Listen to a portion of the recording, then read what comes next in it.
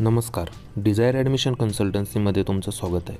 तर ह्या व्हिडिओमध्ये आपण महाराष्ट्रामध्ये BAMSसाठी किंवा महाराष्ट्रामध्ये जर आपलं BAMS होत नसेल तर महाराष्ट्राबाहेर BAMSसाठी किती खर्च येईल याच्याबद्दल आपण ह्या व्हिडिओमध्ये पाहणार आहोत. तर तुमचा स्कोअर लो असेल, त्याचबरोबर लोएस्ट फीजमध्ये किंवा लोएस्ट पॅकेजमध्ये आउट ऑफ स्टेट महाराष्ट्राबाहेरील राज्यांमध्ये आपलं किती पॅकेजमध्ये अंदाजे ॲडमिशन होऊ शकतं ह्याच्याबद्दल आपण ह्या व्हिडिओमध्ये विचार करूया.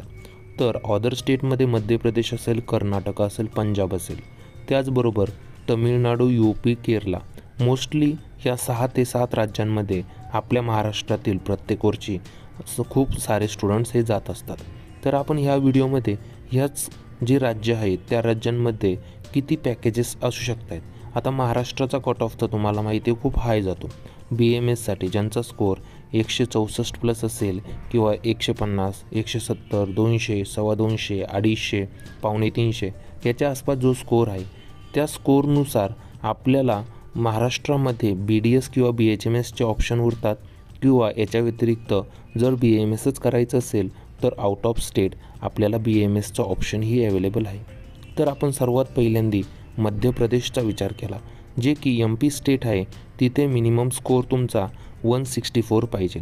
आता MP स्टेट ही एक ओपन स्टेट आहे, म्हणजे अदर स्टेटमधले विद्यार्थी देखील MPमध्ये ॲडमिशन घेऊ शकतात, स्टेट कोटामधूनसुद्धा आणि ऑल इंडिया कोटामधूनसुद्धा. आता जर स्कोअरचा विचार केला तर ओपन, OBC आणि all other categories NT, SC, ST 164 plus minimum score MPमध्ये ॲडमिशन घेण्यासाठी पाहिजे. त्यानंतर आपण विचार केला तर मेनली भोपाळ आणि इंदोरमधील टॉप कॉलेजेस, म्हणजे सिटीमधील कॉलेजेस असतील, त्याच्यामध्ये फॅसिलिटीज चांगल्या असतील, हॉस्टेल असेल, हॉस्पिटल असेल, टीचिंग स्टाफ असेल, डेड बॉडीज, कॅडेवर्स, ह्या सर्व गोष्टींचा विचार करून जे टॉप कॉलेजेस आहे, जसं की आपण बोलू शकतो मानसरोवर कॉलेजेस आलं, LNCT कॉलेजेस आलं, किंवा ॲव्हरेजली गुड जे कॉलेजेस आहे, ग्लोबल आहे, त्याच्यानंतर SAM आहे, RKDF आहे, राजीव गांधी आहे, असे कॉलेजेस जे टॉप टू टॉप लेवलचे आहे, ज्यांचे पॅकेजेस 13 ते 14 लाखापासून सुद्धा सुरुवात आहे. म्हणजे मिनिमम 13 to 14 लाख रुपीज तुम्हाला ह्या कॉलेजेसमध्ये लागणार आहे. हॉस्टेल मेस एक 40,000पासून सुरुवात आहे, म्हणजे 13 ते 14 लाख रुपये कॉलेजचं मिनिमम पॅकेज पकडा.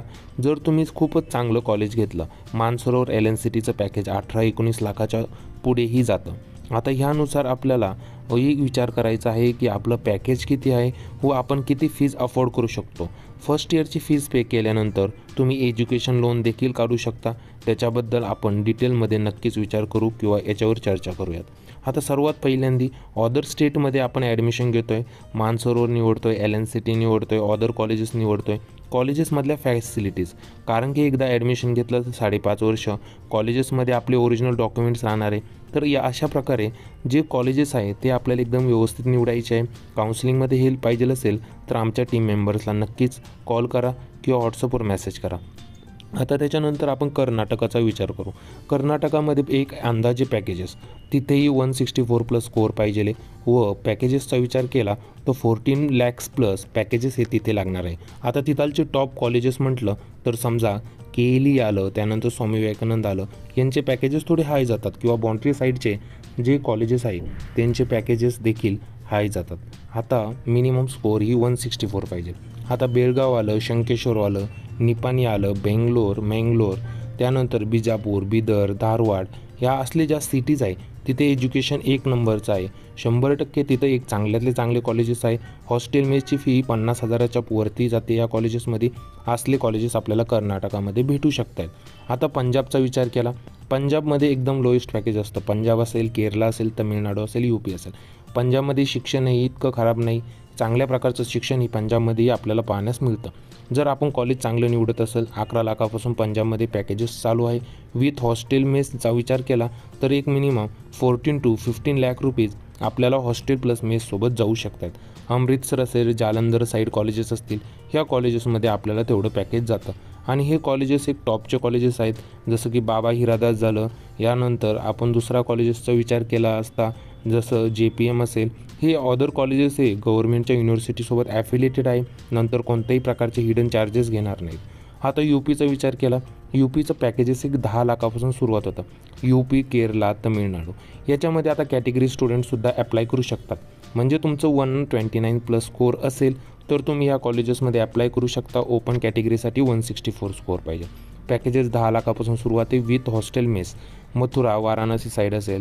त्याचनंतर त्यासोबत आपण केरला, तमिळनाडू हे 2 ते 3 स्टेट आहे कॅटेगरीच्या स्टुडंटलाही अलाव करतात.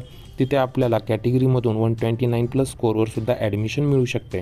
अशा प्रकारे अदर स्टेटमध्ये ॲडमिशन घेण्यापूर्वी एक काळजी घेतली पाहिजे. ॲडमिशन झाल्यावर कोणत्याही प्रकारचे कॉलेजेसनी hidden charges, tour fees, other charges असले तसले चार्जेस घेतले नाही पाहिजे. एकदम व्यवस्थित झालं तर नंतर आपले खूप पैसे वाचतात.